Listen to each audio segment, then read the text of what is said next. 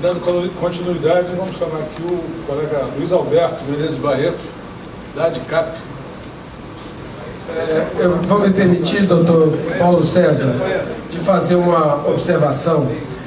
Esse mundo em que nós estamos vivendo está meio complicado, mas eu gostaria de dizer para vocês prova concreta dessa complicação. O meu querido amigo Luiz Alberto, que é representante da ADICAP, a respeitável Associação dos Postalistas, ele foi intimado a não comparecer a este evento, porque ele não poderia falar pelo Postales, que está sob intervenção. O amigo Luiz Alberto está aqui, falará as verdades dele, e a Associação de Aposentados, Funcionários e Pensionistas do BB do Rio de Janeiro não se intimida com ameaças. É direito constitucional. A livre expressão é direito constitucional. A associação livre, desde que lícita, e nenhum órgão de governo pode se imiscuir em assuntos associativos ou sindicais com interferência direta desse poder do Estado. Portanto, doutor Luiz Alberto, muito obrigado por estar aqui, por representar o associativismo, por representar a livre expressão do pensamento, sempre respeitosamente à democracia. Muito obrigado. Queria parabenizar, primeiro agradecer o convite, parabenizar a associação. É a segunda vez que eu participo de um evento da associação, e é sempre muito bom participar e falar e mostrar algumas coisas que algumas pessoas não querem que a gente mostre. O Fernando fez a explanação maravilhosa sobre a situação da Petros, o Williams falou o que aconteceu. As coisas estão tão complicadas nesse país que a justiça não funciona, as investigações não caminham e a gente não tem tempo para esperar. Quem vive recebendo benefício de fundo de pensão não tem tempo para esperar a solução de justiça nem de política, porque a gente contribui a vida inteira para, quando parar de trabalhar, receber aquilo para o qual a gente contribuiu, e de repente a gente fica sofrendo perseguições. E essa questão de tentarem impedir que eu falasse aqui, ela demonstra claramente os riscos que todos nós participantes estamos correndo. Então, respeitando nem o princípio constitucional. Mas eu vou começar aqui a minha apresentação. Então a gente vai falar sobre Previc, Postales e o sistema, que na verdade é um retrato do Brasil de hoje. O Luiz Alberto nasceu em Sergipe, mas também é piauiense e mineiro. O Luiz Alberto é brasileiro e empregado dos Correios desde 2000, formado em Ciências Contábeis, tem Filosofia, Economia e várias outras coisas. Foi o primeiro diretor eleito pelos participantes do Postales. E aquilo que o Fernando falou agora há pouco, de que não deixam eleger dois diretores representantes dos participantes, o Postales, quando teve o primeiro eleito, eles caçaram. Então foi caçado com 1 ano de mandato. E quem roubou o Postales está livre por aí, usufruindo do que roubou. O objetivo dessa apresentação é chamar a atenção para os riscos que todos nós corremos com a situação atual e pela forma de atuação da Previc.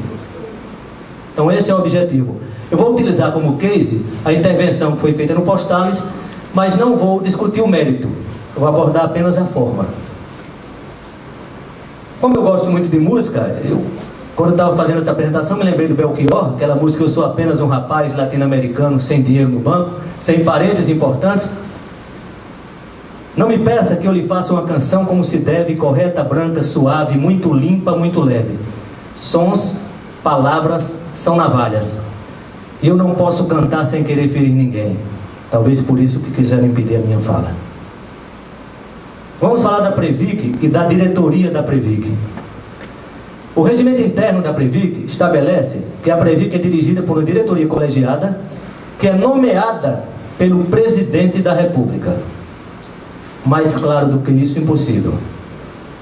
No dia 20 de fevereiro de 2017, o presidente da República publicou esse decreto 8992. Esse decreto, ele alterou a estrutura da Previc, e o artigo 4º diz o seguinte, que os ocupantes dos cargos em comissão e das funções de confiança que deixam de existir estão automaticamente exonerados. Está bem claro ali. Automaticamente exonerados ou dispensados. O que é que aconteceu? 3 diretores que foram exonerados, eles não são servidores da Previc. Eles eram cedidos de outros órgãos públicos. Um do Banco Central, 2 da Receita Federal. E, pela orientação normativa número 4, ela estabelece que os órgãos cedentes deverão providenciar o retorno imediato do servidor que tenha sido exonerado. Então, esses servidores deveriam ter retornado para os seus órgãos de origem. 20 de fevereiro. No dia 20 de março, o ministro Henrique Meirelles, ele fez publicar uma portaria, eu ampliei a portaria, aqui a nomeação, ele nomeando os diretores da Previc. Então, o ministro de Estado da Fazenda designa fulano de tal para exercer o encargo de substituto eventual do diretor superintendente. Designa o outro para exercer o encargo de substituto eventual em seus afastamentos, impedimentos legais ou eventuais e na vacância do cargo. O artigo 38, que ele cita nessa portaria, ele diz o seguinte, que os servidores investidos em cargo ou função de direção terão substitutos indicados no regimento interno. E o que é que diz o regimento interno da Previc? Diz que, nos afastamentos e impedimentos regulamentares, quem substitui o diretor superintendente é um diretor. E quem substitui os outros diretores é um coordenador geral da respectiva diretoria. Ora, para alguém ser substituto, tem que ter quem substituir. Se não tem diretor, não tem substituto. Além do mais, o cargo de diretor substituto não existe no organograma da Previc. Então, em resumo, 3 diretores não são do quadro de empregados, estavam cedidos para ocupar a função, que foram extintas pelo decreto 8992, de 20 de fevereiro. O decreto exonerou todos, eles, pela lei, deveriam ter retornado aos órgãos de origem, e a estrutura da Previc não prevê cargo de diretor substituto. O regimento interno da Previc, como vocês viram, estabelece os critérios, e os cargos da diretoria da Previc permanecem vagos até hoje. Estão vagos, oficialmente vagos. O ministro da Fazenda fez designações para a ocupação de cargos inexistentes. Ele usurpou a atribuição do presidente da República, porque ele não pode nomear ninguém. É uma prerrogativa que ela não é delegada, é exclusiva do presidente da República. E ele também usurpou a atribuição do Congresso Nacional, porque ele criou cargo na Previc, cargo que não existe. Voltamos ao decreto. O artigo 5º, no parágrafo único, ele diz o seguinte, determina: no prazo de 30 dias, contado da data de entrada em vigor desse decreto, o ministro da Fazenda vai publicar no Diário Oficial a relação nominal dos titulares dos cargos da Previc, inclusive com os cargos vagos. O ministro da Fazenda cumpriu isso. O decreto é de 20 de fevereiro, ele tinha que ter publicado com 30 dias, segundo a lei. Então, ele, aqui, considerando o disposto no parágrafo 1 do artigo 5º, só que ele publicou em 8 de dezembro de 2017, 10 meses depois. E o que é que diz essa portaria? Que o cargo de diretor superintendente está vago, diretor de administração está vago, diretor de licenciamento vago, todos os cargos da diretoria da Previc estão vagos. E isso permanece até hoje. Bom, Aqui fica claro como está ocupada a Previc. Ocupação irregular e ilegal. As pessoas, algumas pessoas, se julgam acima das leis. E elas mesmas querem fazer as leis. E isso em prejuízo da gente. Vamos agora falar da intervenção. Um processo normal de intervenção no fundo de pensão. A fiscalização fiscaliza, emite notas técnicas, produz notas técnicas, que passa para o coordenador de fiscalização. Ele vai avaliar aquelas notas. Aquelas notas, ele faz uma outra nota e manda para o diretor de fiscalização.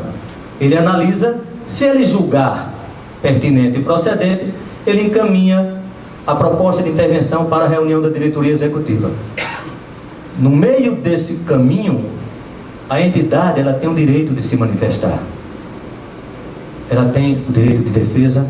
Existe um processo legal que deve ser cumprido. E quem disse isso aí foi o próprio diretor de fiscalização substituto da Previc.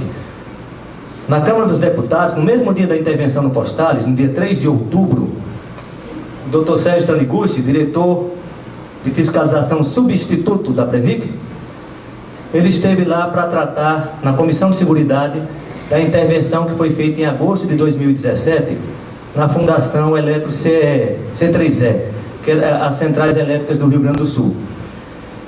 Então, ele explicou, então eu vou ler aqui alguns trechos da fala dele. O nosso assunto é a intervenção na Fundação CE. A denúncia foi apresentada em 2 de setembro de 2016. Após um processo, foi respeitado o contraditório, a ampla defesa do devido processo legal. Em março de 2017, o escritório de representação da Previc em Porto Alegre concluiu pela irregularidade. Vale dizer que nesse processo todo a Previc deu oportunidade de ampla defesa e contraditório e seguiu o devido processo legal. O processo no âmbito da Previc começou em 2 de setembro de 2016. A intervenção se deu em agosto de 2017. Ele continua dizendo, vale dizer que o processo teve diversas manifestações de entidade até o posicionamento da de fiscalização. A partir disso houve recurso administrativo para a diretoria colegiada. Nas duas oportunidades foram dados prazos de cumprimento de decisão. E antes da efetivação da intervenção eu convoquei uma reunião. Em relação a todo esse processo e as oportunidades de a entidade apresentar e se manifestar, parece que foram atendidas. Parece que foram. A intervenção no Postales, ela foi decretada no dia 3 de outubro de 2017. Como foi feita? A proposta foi essa nota técnica aqui. Esse é o início da nota técnica. Em 3 de outubro, emitiu a nota 1410, a coordenação geral, com embasamento em 5 outras notas da fiscalização.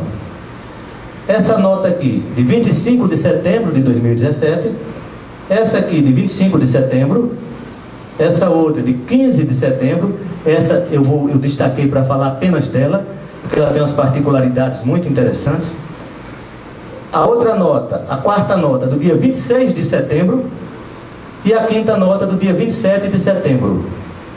Então, as notas foram produzidas 25, 26, 27 de setembro, exceto aquela do dia 15 de setembro. E qual era a constatação?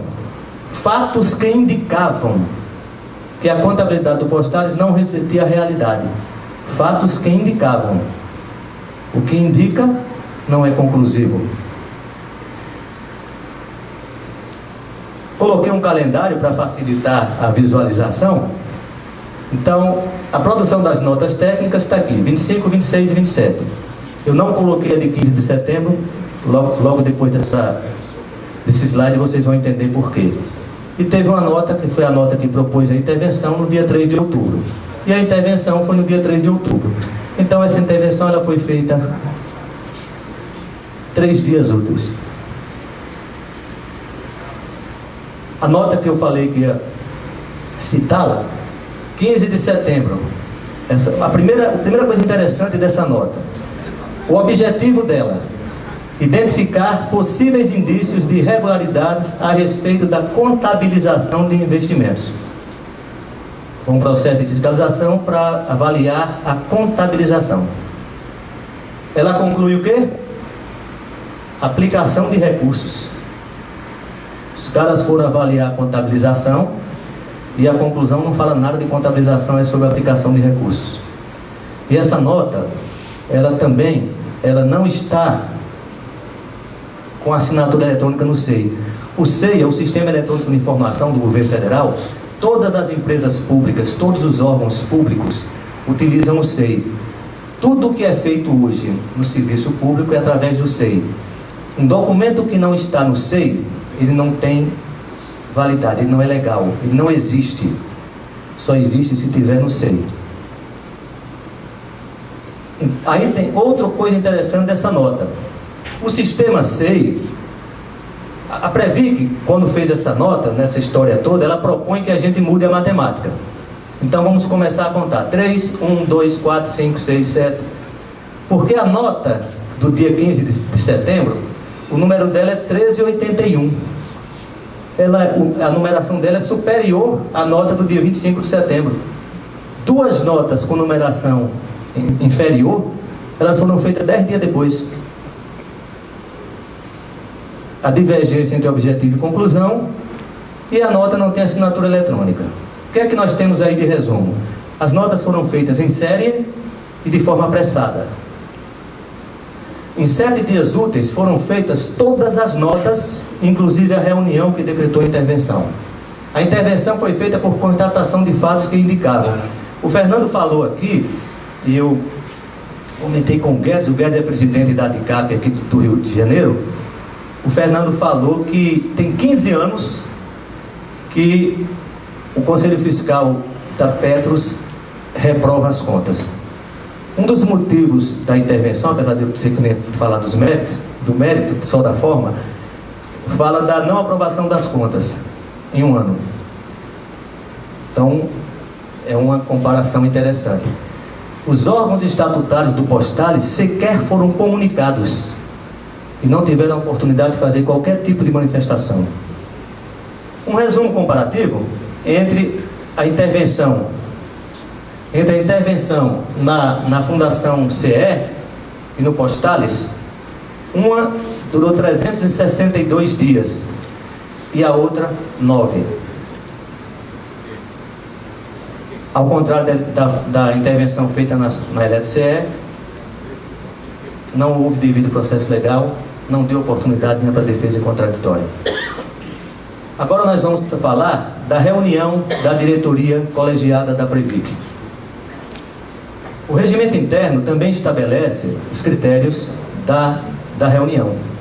Então ele estabelece que a diretoria colegiada se reunirá em sessões extraordinárias que são convocadas com no mínimo 2 dias úteis de antecedência. Essa é a ata. Ali em cima é interessante, olha, SEI Previc. Aos 3 dias do mês de outubro, às 14 horas e 30 minutos, aqui é a ata. Então, primeira coisa interessante a ser observada. Essa é a nota que propôs a intervenção. Proposta de intervenção, nota 1410. Ela foi assinada no SEI, foi concluída no dia 3 de outubro, às 14h40.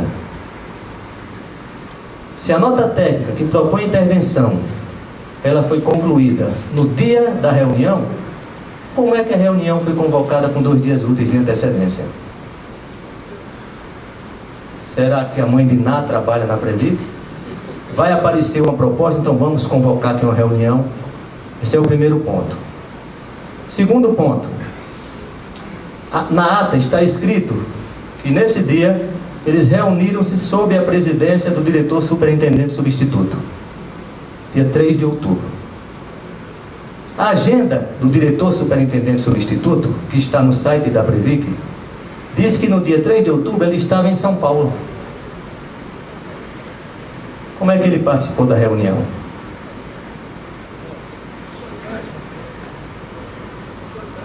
Sessão espírita. E outra coisa, o regimento interno da Previc, ela prevê que a reunião é presencial. não pode ser feito por videoconferência, não pode ser feito por nada presencial. Aí vem o terceiro ponto. Vamos comparar os horários. A ata diz que a reunião começou às 14h30. A nota que propõe foi concluída às 14h40. A nota que propõe a intervenção, ela foi concluída 10 minutos após o início da reunião.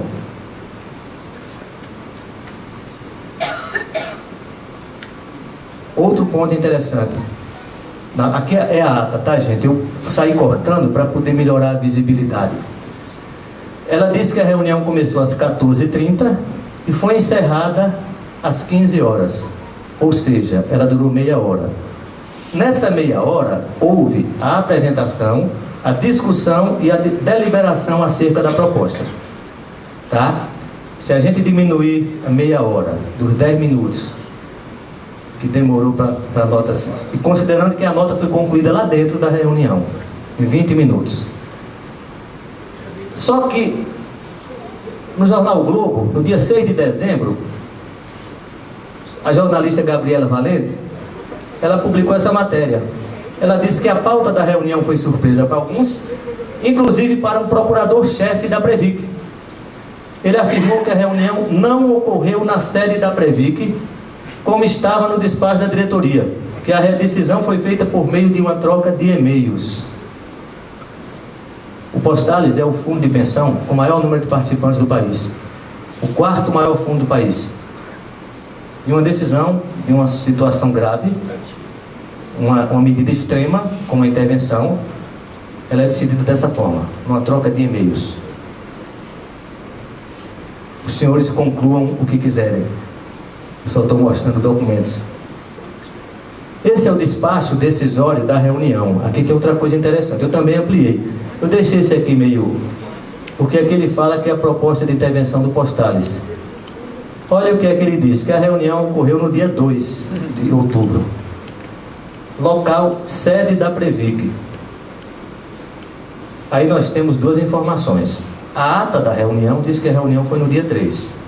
O despacho decisório dessa reunião diz que ela aconteceu no dia 2. Podemos interpretar como sendo uma mera troca de... um erro de digitação. Mas qual é a verdadeira? Se foi no dia 3, ela começou 10 minutos antes da nota que propõe intervenção. Se foi no dia 2, ela começou 24 horas e 10 minutos antes. Então, essa é outra curiosidade. Qual é o contexto? Também no dia 12 de setembro, todos ouviram falar da Operação Pausari. A Operação Pausari foi solicitada na Justiça. Essa Operação Pausari, um dos focos de investigação dela é a omissão da Previc. O relatório da CPI dos fundos de pensão já aponta a omissão da Previc. O acórdão do TCU, gerado depois do relatório da CPI, também aponta, declara que a Previc foi omissa. Ela só decide, o acórdão não responsabiliza ninguém, mas decreta, houve omissão da Previc. Aí se tem uma investigação que vai investigar a omissão, eu não sei o que é que isso gera de ação em algumas pessoas. O que já vimos, a Previc é diretoria colegiada, composição, nomeação, irregularidade, cargos vagos e as regras para reunião e descumprimento das leis. A intervenção, as diferenças entre um processo e outro. O que já vimos também, indícios explícitos de que não houve devido processo legal, as notas técnicas foram feitas em série e de forma apressada, e também não houve reunião, segundo o Procurador-Geral disse na entrevista do jornal o Globo. A Previc, o Postales e o sistema. Os participantes do Postales são os maiores prejudicados pela atuação da Previc. No passado, pela omissão ou negligência, e no presente, pela intervenção feita da forma que os senhores viram aqui, como foi feita. Do que é capaz um órgão regulador que tem uma postura dessa, que tem atos dessa natureza? Do que é capaz? Aí eu lembrei de uma coisa, aqui, o Rogério Terble, o doutor Rogério que está ali, ele é advogado que milita há 15 anos para os participantes da Petros. E aí eu lembrei, doutor Rogério, na Petros o Fernando falou da separação das massas. Então eu me lembrei que eu li que a Previc aprovou, certo? E que essa separação de massas não consta em nenhuma lei, não existe lei para isso. Eu não tenho conhecimento, mas assim, se depois ou tiver um tempo, 5 ou 10 minutos, de poder explicar isso, eu acho que vai ilustrar esse risco que a gente corre, nós participantes dos fundos de pensão, com a atuação da Previc da forma que ela atua. No momento em que todas as irregularidades foram reconhecidas e serão, como ficarão todos assemanados por uma diretoria que ocupa a função irregularmente? E as pessoas que morreram pagando equacionamento que não deviam? E as pessoas que foram prejudicadas por atos tomados pela Previc em fundos de pensão? Como ficarão? Eu falei no início que nós não temos tempo. Isso gera insegurança em todo o sistema. E o Fernando falou também aqui da tentativa de beneficiar os bancos. Ele falou do cartel dos grandes bancos. E é um fato. Isso não é brincadeira. Eu estou sentindo na pele a força do dinheiro corrompendo as estruturas do Estado para fazerem coisas que não são republicanas. Qual é a saída? É a criação de uma agência reguladora autônoma. O Meirelles, representante dos bancos internacionais. Hoje o ministro Eduardo Guardia era diretor da Bovespa e era o secretário executivo do Ministério na época do Meirelles, quando da intervenção do Postales. O Postales é investidor de um projeto de uma criação de uma nova Bolsa de Valores no Brasil, que deve estar para abrir, que nós lutamos para abrir, que toda hora ela está na mídia. A Bovespa, que é agora chamada B3, não quer a abertura de um concorrente. Isso não quem está dizendo é o Luiz Alberto. A Bovespa, quando foi fazer a fusão com a CETIP, um processo no CAD, eu tenho todo o processo, eu tenho aqui comigo, quem quiser eu posso copiar aqui no pendrive, o voto da relatora e o voto dos conselheiros do CAD, dizem, os votos deles dizem o seguinte, que a Bovespa sempre atuou de maneira a impedir a abertura de um concorrente. Sempre. Estabeleceu a criação, a contratação de uma câmara de arbitragem entre esse projeto dessa nova Bolsa e eles, para que a Bovespa prestasse o serviço que ela era obrigada a prestar, mas que se recusava, inclusive aumentando os preços, na ordem de 1.700% acima dos preços médios internacionais. Em fevereiro de 2018, o Santander Internacional fez um estudo dos riscos para o Bovespa, para a B3, da abertura de uma nova Bolsa.